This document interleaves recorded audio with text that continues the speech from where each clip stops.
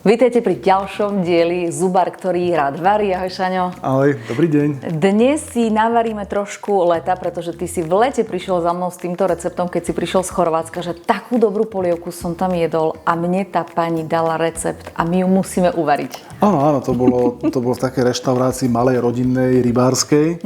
A my si objednali, že brodet, uvidíme, čo to je. A bolo to tak strašne dobré, že ja som normálne vybehol do kuchyne a vyžobral som si recept a tá milá pani bola taká bola potešená, že mi tak veľmi chutilo, že mi to tam doma aj pekne napísala, tam už 2 žličice octa, pol kila lúka a tak ďalej, takže som to musel pekne doma so slovníkom prekladať, ale preložil som, vyskúšal som a je to dobré. A ja musím povedať, že oni keď prišli z toho Chorvátska, tak to podľa mňa bola prvá vec, ktorú ty si robil a hneď si mi volal, že musíš to ochutnať, tak ja som ju ochutnala a teda prešlo to môjim testom a naozaj, ja viem, že sa viacerí pýtate, že či ja Šaňovi robím tie recepty a on potom ich tu varí. Nie. Ono je to tak, že on príde s nejakým receptom a sa vás pýta, že či by to bolo dobré, aby som to ochutnala a tak a potom ho tu uvarí, takže to sú jeho recepty. Aj tie vývary sú jeho, má ich v mrazničke, my vám ich raz ukážeme tú mrazničku. Dobre, takže ty si sa ma pýtal, či mám rada krevety, tak preto sú tu aj krevety. A táto rybka je tiež mne špeciálne na želanie, lebo ja som si želala, aby tam neboli kosti. Lebo ja preto ani nemám rada halasle, lebo tam plávajú kosti. Áno. Originál recept je, že máte celú rybu očistenú, asi ju nakrájate na kolieska, hodíte tam aj s hlavou, ale Mirka, že ježiš, bolo tam veľa kostí, takže či sa to nedá nejako inak urobiť. Dobre, Mirka, kúpim vyfiletovanú rybu. Tak dneska máme morského vlka, vyfiletovaného bez kostí, tak môžeš byť spokojná. A veľa cibule. To som pozeral, že už si ju predkrájal, lebo naposledy sme tu plakali, teda aspoň z toho, že sme krájali cibulu, takže máme nakrájanú cibulu na dosť veľké kúsky. Tak podľa mňa poďme začať. Nech sa páči, vezmi si žezlo a poď riadiť loď. Žezlo a varechu.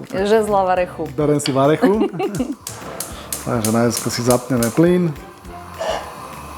Dáme si olivový olej. Ja na tom nešetrím. A to ja som si všimla, že ty a olivový olej ste veľmi dobrí kamaráti. Áno. Necháme ho trošku zohriať. A potom tam dáme cibulu. Tak poďme na cibulku. A tu budeme restovať iba tak do sklovité, alebo úplne tak do karamelova? Nie, do sklovité. Do sklovité iba stačí. Áno. A potom ešte to budeme variť chvíľu. A tým, že je tej cibule celkom dosť, tak to bude chvíľu trvať. My sme sa minule rozprávali o tých zložitých úkonoch, ktoré robíte. A je pravda, že to, čo platilo, lebo vo veľa odvetviach to je tak, že to, čo bolo super moderné pred 5 rokmi, dnes už nie je. Menia sa tie postupy aj pri týchto náročných úkonoch, čo sa zubov týka? Menia sa všetky. Nie síce veľmi a radikálne, ale samozrejme, že sa to mení a preto treba držať krok s dobou a treba chodiť na školenia a učiť sa stále. Učiť sa z cudzích úspechov, ale aj z cudzích chýb, nielen vlastných. Takže ty vašich lekárov posielaš stále na nejaké školenia, že ste stále a v tých najnovších technológiách a vyznáte sa. Áno, už dneska to nie je ani tak o technológiách, lebo tie už sú tak rozšírené a tým, že sú rozšírené, tak sú aj cenovo dostupné, ale je to hlavne o tom, koľko času venuješ vzdelávaniu. Lebo darmo máš perfektný rentgen, keď nevieš, čo na ňom máš vidieť. No jasne, samozrejme. Darmo ti je perfektný implantát, perfektný šroub, keď nevieš, čo s ním máš urobiť. V každom dieli Zubar, ktorý rád varí, keď sa rozprávame, tak nám stále vychádza najekonomickejšie a najlepšie pre každého jedného človeka nepodceňovať tú preventívnu prehliadku. Viem, že boli také čachre-machre okolo prispievania zo zdravotných poisťovní ľuďom na preventívne prehliadky. Ako je to teraz najaktuálnejšie? Lebo ty si mi spomínal, že sa to vrátilo do nejakej inej podoby. No kedy si fungoval tzv. Zubný benefit, to znamená, že ľudia, ktorí absolvovali preventívnu prehliadku a v ďalšom roku absolvovať nejaký stomatologický zákrok, tak poisťovňa im bez ohľadu na to, aký zákrok to bol, tak im na to prispela 150 eurami, respektíve do 150 eur. Dneska Dneska to funguje trochu inak, pretože sa vrátim naspäť, že tento zubný benefit bol veľmi populárny. Myslím, že minulý rok sa zrušil. Áno, tak to bolo. Viem, že bolo veľký humbug okolo toho, kde boli nespokojní. Áno, lebo to bolo veľmi populárne. Dneska sa to vrátilo v trochu inej podobe a je to v zásade tak, že poisťovňa pacientovi prispeje niekoľkými desiatkami eur raz alebo dvakrát ročne, podľa toho, koľkokrát ide na dentálnu hygienu. Čo je podľa mňa veľmi dobré, lebo pacientov motivuje k tomu, aby na tú hygienu chodili a udržiavali si tie zuby zdravé, lebo to napriek tomu, že ľudia si myslia, že my zubári sme hrozne drahí a hrozne hamižní a tak ďalej a strašne veľa na tom zarábame, na drahých zákrokoch. No to tak celkom nie je, lebo drahý zákrok je drahý preto, lebo má drahé vstupy. A náklady sú tam vlastne veľmi vysoké. Áno, to o tom hovorím, že to sú tie vysoké vstupy.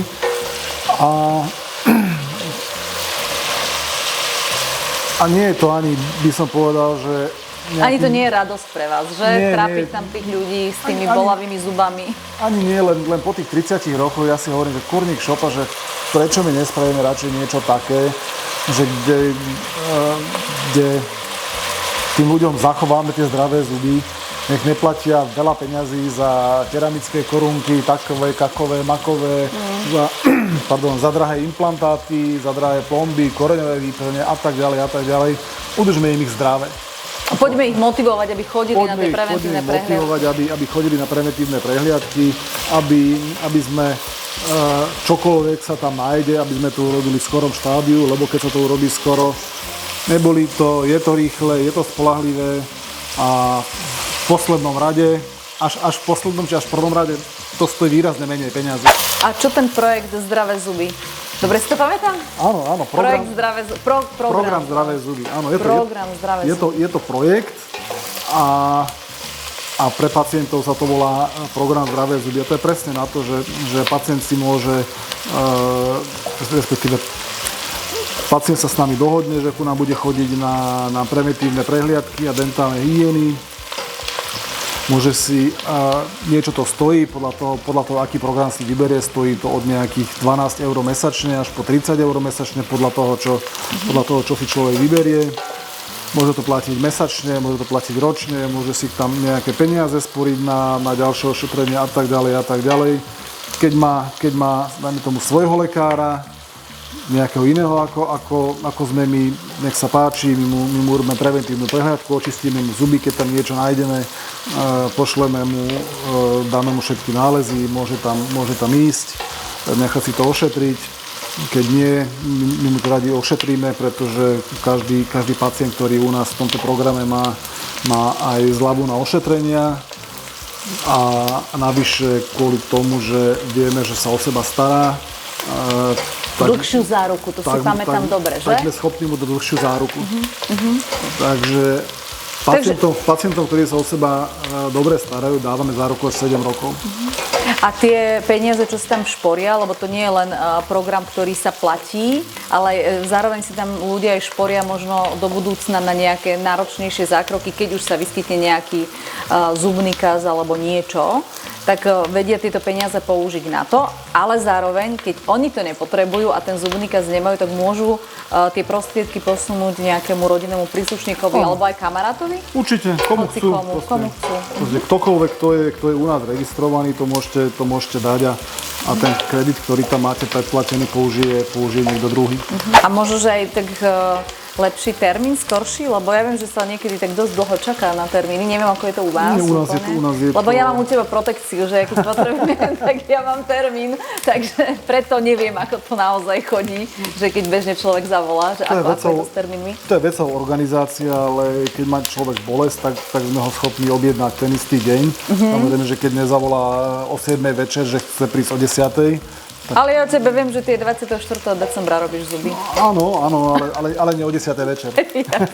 Cibulu máme orestovanú, pridáme tam pasírované paradajky. Nejakú dobrú. A zase som si dala biele tričko, keď ty robíš s paradajkami. Minule som si dala červené a teraz som to zase podcenila. Nevadí. No dobre, takže sme si orestovali tú cibulku, inak ja by som si už takú orestovanú dala na chlebík, ja to mám veľmi rada, takú restovanú cibulu. Dali sme tam pasotu, asi dáme sol, korene teraz. Pozerám, že ty tu máš aj nejakú mletú koreňovú zeleninu, tam už je tiež soľ v tom? Dobre. Áno, ale ešte tam dáme jednu lyžicu Pretlaku, veľkú. Nie pretlak, to je koncentrát. No to je pretlak, okay. To sa tak volá pretlak. Okay. To je mamina moja, keď robí kečup, tak je kečup a potom pretlak je také presne veľmi husté paradajky zvarené na takúto pastu. No tak to je riadna paradajka. Dobre. Tak. To tam dáme. Polievku lyžicu octu. Tak. Dobre. Odložíme. Môžeme tam šupnúť tie krevety. Ja sa vzdialím. Áno. Dobre. Trochu si nakrájame rybu na trochu menšie kúsky.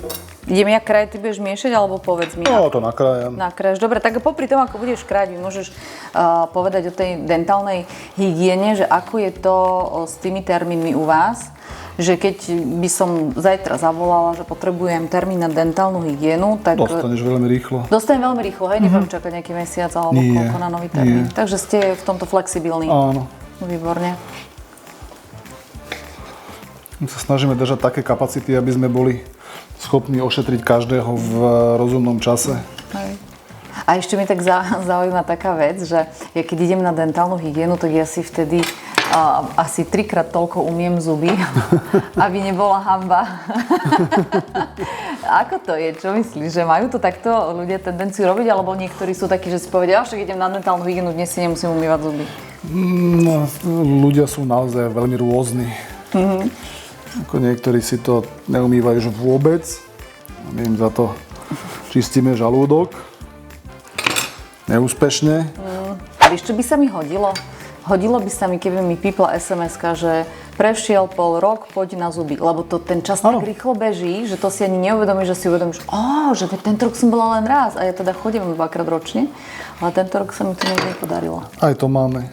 Aj to máte? To je v rámci toho programu? Je to... Alebo zavoláš? Aj voláme, aj píšeme. Aj ty osobne? Ja nie. Ja... Smola, Žany. Šaňo ma nezavolá.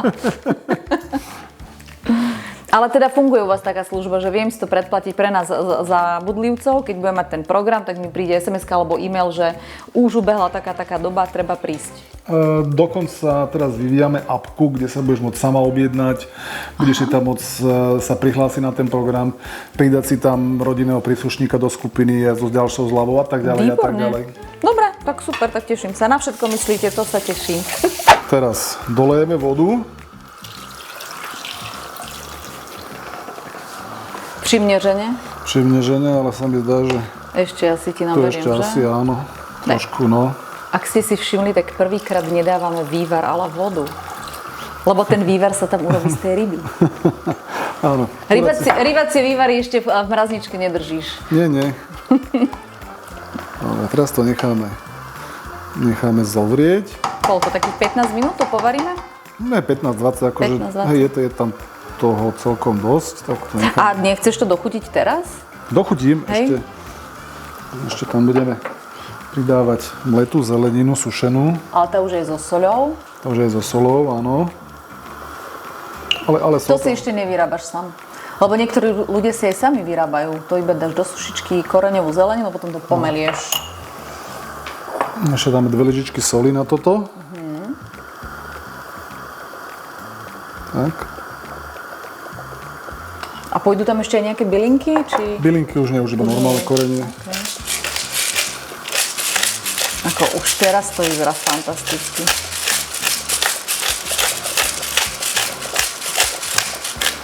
Niekto si to môže dať víno, niekto cesnak.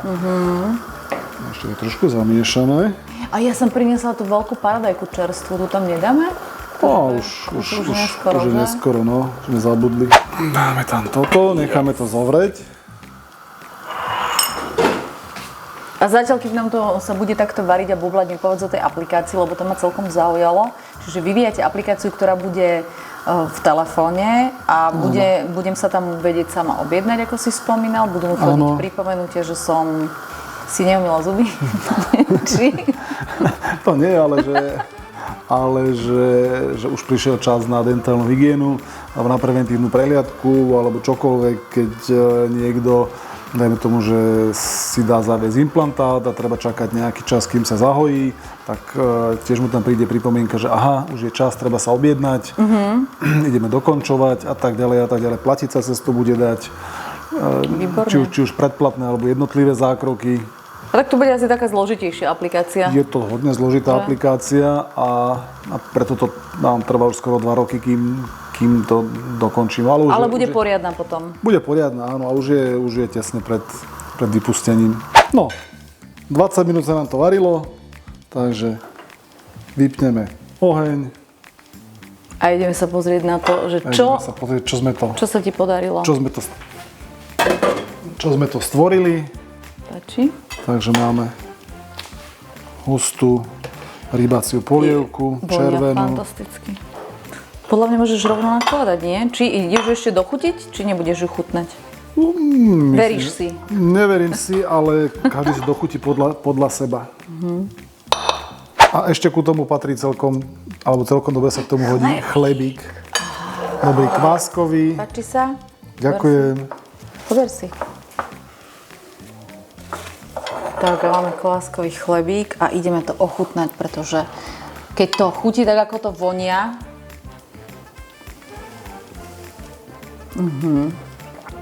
aj táto sa ti vydarila. Je to vynikajúce. Želám vám dobrú chuť, verím, že ju vyskúšate navariť aj vy a vidíme sa na budúce.